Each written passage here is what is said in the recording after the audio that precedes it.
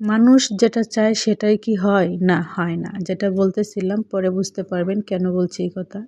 আজকে আমি খিচুড়ি রান্না করব। সেজন্য আমি নিয়ে নিলাম ২ পট চাল আর ১ কাপ মুগ ডাল, ১ কাপ মসুরির ডাল। মাংসটা সব রকমের মশলা দিয়ে ভেজে তারপরে ভাজা করে নিয়েছি।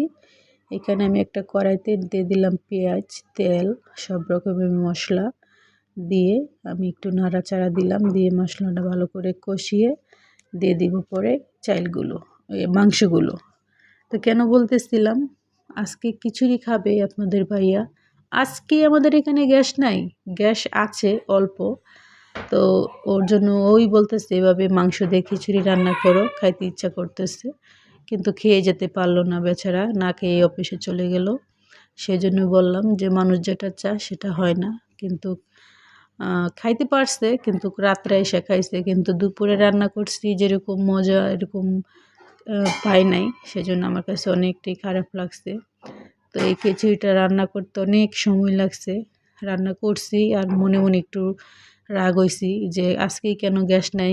আজকে সে খাইতে চাইলো আর গ্যাসটাই চলে গেল আজকে। নাইলে অন্য সময় আমাদের এখানে অনেক গ্যাস থাকে।